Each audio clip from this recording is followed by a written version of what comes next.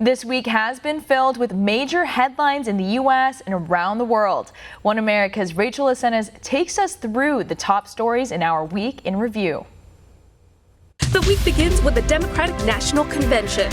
Also on Monday, President Trump approves an emergency disaster declaration for Iowa following powerful storms. Tuesday, activist and icon of the women's suffrage movement, Susan B. Anthony, is set to be posthumously pardoned by President Trump.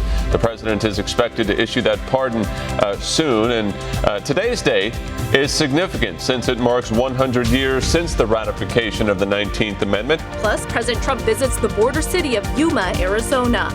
Midweek, the president urges a boycott on Goodyear products. In a tweet today, the president says a company recently announced a ban on MAGA hats. Meanwhile, the DOJ announces an expansion to 9 states of Operation Legend, cracking down on violent crime. Thursday, President Trump hits the campaign trail just outside of Biden's hometown of Scranton, Pennsylvania. On the same day, Biden formally accepts the Democrat Party's nomination. Also that day, a federal judge dismisses a lawsuit by President Trump which sought to block a subpoena for his personal and corporate tax records. Meanwhile, in Russia, the opposition leader is hospitalized following suspected poisoning.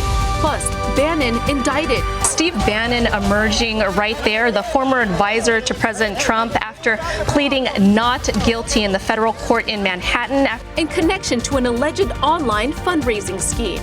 Finally, on Friday, college admissions scandal. Embattled actress Lori Loughlin is sentenced to 2 months in prison, a $150,000 fine, and 100 hours of community service, while her husband is sentenced to 5 months.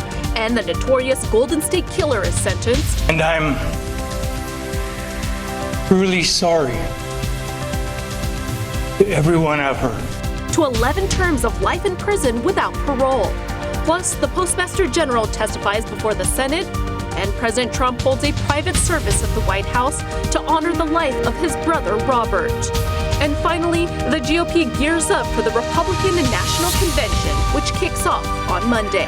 Rachel Acenas, One America News.